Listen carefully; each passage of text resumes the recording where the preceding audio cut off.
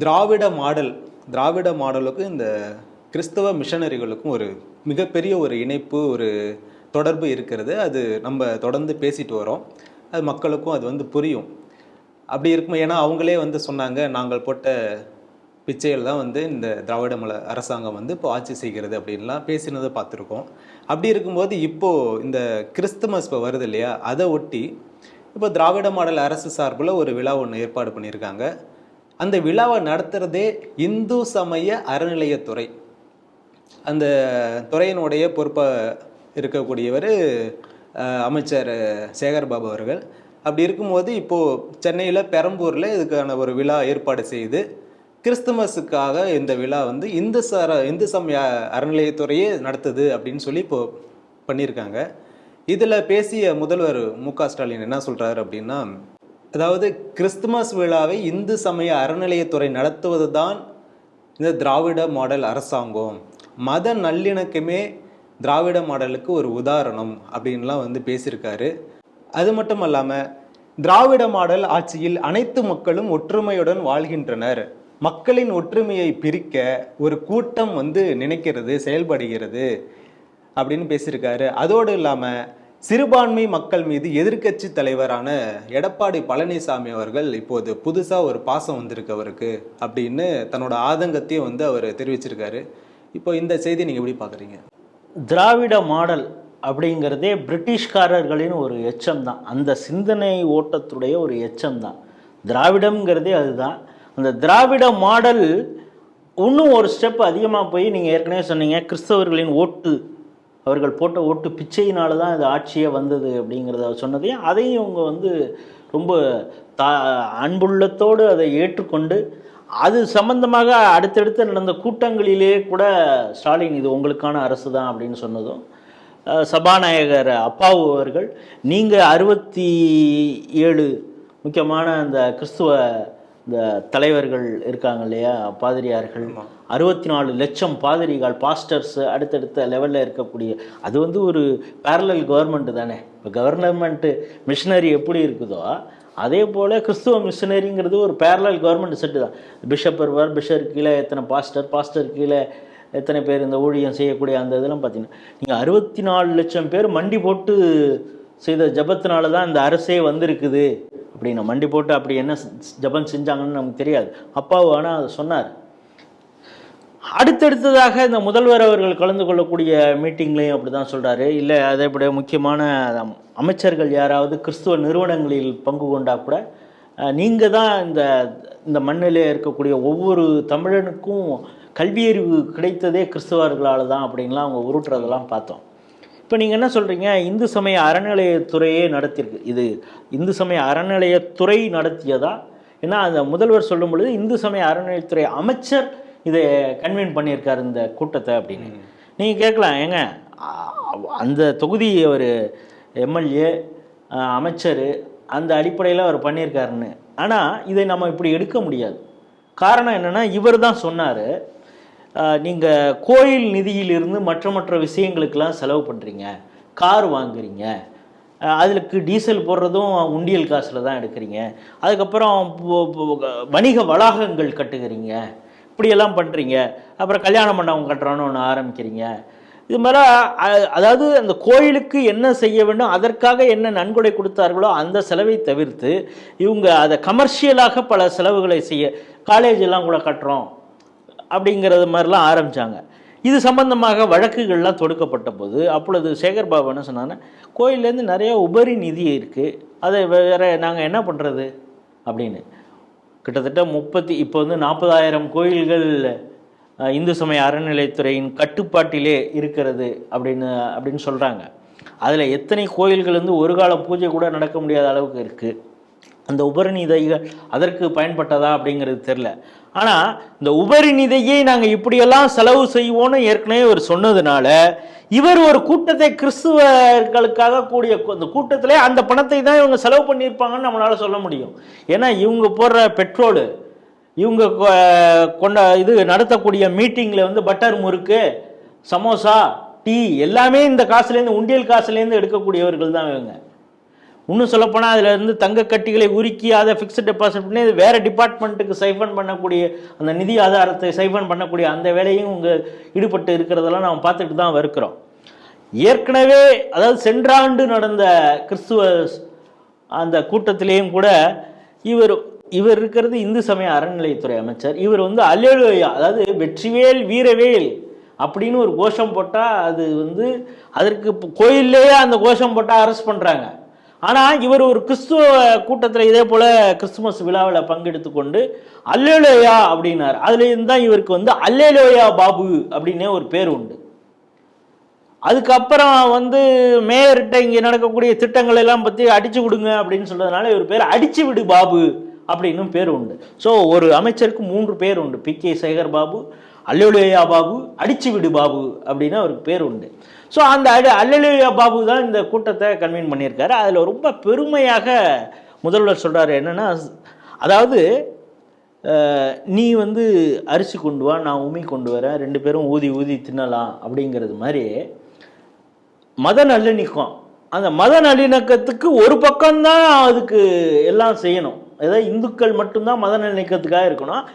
கிறிஸ்தவர்கள் கிறிஸ்தவர்களாகவே இருப்பார்கள், இஸ்லாமியர்கள் இஸ்லாமியர்களாகவே இருப்பார்கள். பார்த்தீங்கன்னா அந்த கூட்டத்தில் பீட்டர் அல்ஃபோன்ஸும் கலந்து கொண்டு இருக்கிறார். இப்பொழுது மைனாரிட்டி இன்ஸ்டிடியூஷன்ஸில் எந்த தவறு நடந்தாலும், குறிப்பாக இந்த மைக்கேல் பட்டியில் பார்க்குறோம், லாவண்யா தற்கொலை நடந்தது, அது சம்பந்தமாக வழக்கெல்லாம் வந்த பொழுது இந்த அரசு அது மதமாற்றம் இல்லை என்பதற்காக எவ்வளவு பாடுபட்டது அப்படிங்கிறதெல்லாம் பார்க்குறோம். அதற்கு இந்த மைனாரிட்டி கமிஷன் எவ்வளவு அந்த கிறிஸ்டியன் இன்ஸ்டிடியூஷனுக்கு ஆதரவாக நிற்கிறதுங்கிறத பார்க்குறோம். 100 ஆண்டுகள் பழமையான சித்தர்கள் கோயிலெலாம் கூட வக்பு நிலத்தில் இருக்குது அப்படிங்கிறாங்க. இது எங்களுடைய சித்தர் மரபையே நீங்கள் கேள்வி கேட்குறீங்க, 100 வருஷமாக அது இருக்குது அப்படின்னு சொல்கிறதுக்கு, கேள்வி கேட்குறதுக்கு இந்து சமய அறநிலையத்துறை தயாராக இல்லை. பல கோயில்கள் சிதிலம் அடைஞ்சிருக்குது, கோயில் விக்கிரகங்கள் அங்கங்கே காணா போகுது, சிலை திருட்டு நடந்துகிட்டு இருக்கு. அந்த திருடி போன சிலையை கொண்டு மீட்டு மத்திய அரசு கொண்டாந்து வச்சா அது எந்த கோயிலில் கொண்டு போய் வைக்கிறது அப்படிங்கிறது தெரியல.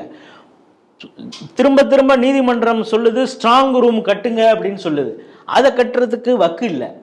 இது போன்று இந்து கோயில்களை பராமரிப்பதற்கான என்னென்ன வேலை இருக்குதோ அதையெல்லாம் செய்வதற்கு எந்த ஒரு யோகிதையும் இல்லாத இந்த அரசு நீங்கள் கிறிஸ்துமஸ் விழாவை கொண்டாடுறீங்க அப்படின்னா நமக்கு இப்போ என்ன பயம் இருக்குன்னா, இனிமேல் கோயில் அபிஷேகம், அங்கே கொடுக்கக்கூடிய பிரசாதம், ஏன்னா அன்னதானம் இந்து பக்தர்கள் அங்கே கொடுக்கக்கூடாது, நாங்களே செஞ்சு நாங்களே பண்ணுவோம் அப்படிங்கிறாங்க. நமக்கு இப்போ என்ன அச்சம் வருதுன்னா, இனிமேல் இந்த கேக்கு, நோன்பு கஞ்சி இதெல்லாம் கோயிலில் கொடுப்பாங்களோ அப்படிங்கிற ஒரு அச்சம் வருகிறது. ஏன்னா மத நல்லிணக்கம் இப்போ பேணணும் அப்படின்னு இந்த திராவிட மாடல் முடிவு பண்ணிட்டு இந்த வேலையெல்லாம் செய்கிறதோ அப்படின்னு பார்க்குறேன். இதே போல் சென்ற ஆண்டு கிறிஸ்துமஸ் விழாவில் தான் உதயநிதி ஸ்டாலின் அவர்கள் பேசிய அந்த பேச்சையும் பார்க்குறேன். நான் கிறிஸ்துவ பள்ளியில் படித்தேன், டான் பாஸ்கோவில் அந்த ஸ்கூலில் படித்தேன், கல்லூரி லைலா கல்லூரியில் படித்தேன். நான் திருமணம் செய்து கொண்ட எனது மனைவி கிறிஸ்துவ மதத்தை சார்ந்தவர். ஆகவே நான் பெருமையோடு சொல்கிறேன், அந்த உரிமையோடு வந்திருக்கிறேன், நான் ஒரு கிறிஸ்தவன், அந்த உரிமையோடு இந்த விழாவில் பங்கெடுத்துக் கொள்கிறேன், இதை பார்த்துட்டு பல பேருக்கு வயிறு எரியும் அப்படின்னு சொன்னார். ஆகவே இவர்கள் கிறிஸ்துவ விழாவில் கலந்து கொள்வதே இந்துக்கள் வயிறு எரிய வேண்டும், அதாவது இந்துத்துவவாதிகள்னு இவங்க சொல்றாங்க. இங்க இந்துக்கள் அவங்க வயிறு எரியணுங்கிறதுக்காக தான் இந்த விழாவை கொண்டாடுறோம் அப்படின்னா இவங்களுக்கு உண்மையிலே உள்ள என்ன அஜெண்டா இருக்கு அப்படிங்கிறது. அது அப்படியே நேர்மாறாக என்ன பண்றாங்கன்னா, இவங்க இந்து மதத்துக்கு எந்த ஆனா அடிச்சு விடுறாங்க, 1000 கோயிலுக்கு மேல கும்பாபிஷேகம் பண்ணோம் அப்படின்னு. மக்கள் நிதி திரட்டி அவர்கள் கும்பாபிஷேகம் பண்ணால் ஸ்டிக்கர் ஒட்டுறது மாதிரி இவங்க கல்வெட்டையே போய் ஒட்டிட்டு வரதெல்லாம் பார்க்குறோம். பெரம்பலூரில், அரியலூரில் நடந்த அந்த விஷயங்கள்லாம். அன்னூரில் அவங்களே கும்பாபிஷேகத்துக்கு நிதி திரட்டி பண்ணணும்னா அதை கோயிலை பூட்டுறாங்க. ஜாதி கலவரம் அப்படின்னு சொல்லி கோயில் நித்திய பூஜைகள் நடக்காமல் பூட்டு போடுறாங்க. அந்த பூட்டு மேல்பாதியில் போடுறதுக்கு காரணமாக இருந்தவர் தான் இப்போ 3 ஆண்டு அவருக்கு சிறை தண்டனை வச்சு, அந்த பாவம் தான் அதுக்கு தான் சிறை போகிறதுக்கு அவருக்கு தீர்ப்பே இப்போ வழங்கியிருக்காங்க. அது ஒரு பக்கம். இப்படி இந்து வழிபாட்டு முறைக்கு, இந்துக்களுடைய வழிபாட்டு முறையை தடுத்து நிறுத்திய இந்த திராவிட மாடல் அரசு அடுத்த ஒரு ஸ்டெப்பு போய் இந்த இந்து மதத்தை, சனாதன தர்மத்தை வேறறுக்க வேண்டும், ஒழிக்க வேண்டும்ங்கிற ஒரு கூட்டத்தில் இந்த உதயநிதி ஸ்டாலின், யாரு இந்துக்கள் இதை பார்த்து வயிறு எறியணும்னு சொன்னாரே, கிறிஸ்தவ கூட்டத்தில் கலந்து கொண்டு அந்த உதயநிதி ஸ்டாலின் பேசுகிறாரு. இது வந்து டெங்கு, மலேரியா, கொசு போல் இதை ஒழிக்கணும் அப்படின்னு சொல்கிறாரு. அந்த கட்சியில் இருக்கக்கூடிய ராஜா இது எய்ட்ஸ் போல் இந்து மதம் அப்படின்னு அவர் சொல்கிறாரு. அந்த கூட்டத்தில் காவி உடை அணிந்து கொண்டு அதில் வந்து இந்து சமய அறநிலையத்துறை அமைச்சர் சேகர் பாபு கலந்து கொண்டார். இது சம்பந்தமாக தான் இப்பொழுதும் அந்த கேஸு ஹைகோர்ட்டில் நடந்துகிட்டு இருக்கு. இவர்கள் இருவரையும் தகுதி நீக்கம் செய்ய வேண்டும்ங்கிற வழக்கு கூட போய்கிட்டு இருக்கு. ஆகவே இந்து வழிபாட்டு உரிமையை தடுத்து இந்து மதத்தை கொச்சைப்படுத்தி கேவலப்படுத்தி அதே நேரத்தில் மைனாரிட்டிகளுக்கு அவர்களை தாஜா செய்யும் விதமாக அவர்களுடைய கூட்டத்தில் போய் கலந்து கொண்டு பேசுவதுங்கிறதெல்லாம் இது நம்ம கிராமப்புறத்தில் ஒன்று சொல்லுவாங்க. அதை இங்கே வந்து ஏன்னா அந்த கூட்டத்தில் முதல்வர் கலந்துக்கிட்டு இருக்காரு. அதை நாம் எப்படி சொல்கிறதுன்னு தெரியல. ஆனால் ஒரு பழமொழியை மட்டும் சொல்லலாம். என்னென்னா, நீ இந்து கோயில் வந்து சிதிலம் அடைஞ்சிருக்கு, அதை நீ பார்க்க மாட்டேங்கிற. பல கோயில்களுக்கு ஒழுங்காக பூஜை நடக்கலை, அது பார்க்கல. அங்கே இருக்கக்கூடிய பணியாளர்களுக்கு சம்பளம் ஒன்றால் கொடுக்க முடியல, அர்ச்சகர்களுக்கெல்லாம் ஒழுங்காக சம்பளம் கொடுக்க முடியல. அதுக்கு நீ என்ன சொல்கிறேன்னா, ஒவ்வொரு என்டிட்டி ஒவ்வொரு கோயில் அதில் என்ன வருமானம் வருதோ அதுக்கு தகுந்த மாதிரி தான் உங்களுக்கு சம்பளம் கொடுக்கணும் அப்படின்லாம் நீ கோர்ட்டில் போய் வாதாடிட்டு வர. ஆனால் நீ கிறிஸ்துவ கூட்டங்களுக்கு செலவு பண்ணுவேன் அப்படின்னா, எங்கள் கும்பகோணத்தில் ஒரு ஃபேமஸான ஒரு பழமொழி சொல்லுவாங்க. ஆத்தா காற்றுல பறக்குது, கும்பகோணத்தில் போய் கோதானம் கொடுத்தான் அப்படின்னா அவங்க அம்மாவுக்கு பெத்த தாய்க்கு சோறே போட மாட்டானா. சோறு போடாமல் அங்கே இந்த ஆவி வெளியில் வருதுன்னு சொல்லுவாங்கல்ல, அது மாதிரி ஆயிடுச்சான். ஆனால் புண்ணியம் தேடணும்னு சொல்லி கும்பகோணத்தில் போய் அங்கே இருக்கக்கூடிய பிராமணர்களுக்கெல்லாம் பசு வந்து நான் தானமாக கொடுக்குறேன் அப்படின்னு போய் வேண்டிக்கிட்டானா. அது மாதிரி நீ இருக்கக்கூடிய அந்த துறை வந்து கேவலமாக அது வந்து அவ்வளவு மோசமாக மேனேஜ்மெண்ட் பண்ணிக்கிட்டு நீங்கள் வந்து கிறிஸ்துவ மதத்திற்கு ஆதரவாக ஒரு கூட்டத்தெல்லாம் நடத்துகிறீங்கன்னா இதை விட கேவலம் ஏதாவது உண்டா? ஆகவே தான் பாஜக வந்து மாநில தலைவர் சொல்கிறாரு, நாங்கள் ஆட்சிக்கு வந்தால் முதல்ல கோயிலேருந்து ஹெச்ஆர்என்சி வெளியில் பண்ணுவோன்னு. அது எந்த அளவுக்கு அது நிறைவேற்றப்படும்ங்கிறது அடுத்தது. ஆனால் ஒரு சில பாஜக ஆளும் மாநிலங்கள்லேயே கூட கோயிலை அவங்க கட்டுப்பாட்டில் வச்சுருக்காங்க. ஆனால் உத்தரகாண்ட் போன்ற மாநிலங்கள்லாம் நாங்கள் வெளியில் கொடுத்துட்டாங்க. கிட்டத்தட்ட 52 கோயில்கள் அந்த அரசு கட்டுப்பாட்டில் இருந்தது, அதெல்லாம் விடுவிச்சிட்டாங்க. அதுபோல் ஏதாவது ஒன்று நடந்தால் தான். அதை தான் நம்ம திரும்ப திரும்ப சொல்கிறோம், அரசே ஆலயத்தை விட்டு வெளியேறு. அதை விட நேற்று நடந்திருப்பது இது வந்து ஒரு சட்டவிரோதம். அதாவது இந்து சமய அறநிலையத்துறைய அமைச்சர் கிறிஸ்துவ விழாவில் அதை வந்து கன்வீன் பண்ணியிருக்கார் அப்படின்னு. ஆனால் இவங்க வந்து பிரதமர், அவர் இந்து மதத்தை சார்ந்தவர் தான், அவருக்கு வந்து வழிபாட்டு முறைங்கிறது தனிப்பட்ட விருப்ப வெறுப்பை சார்ந்தது.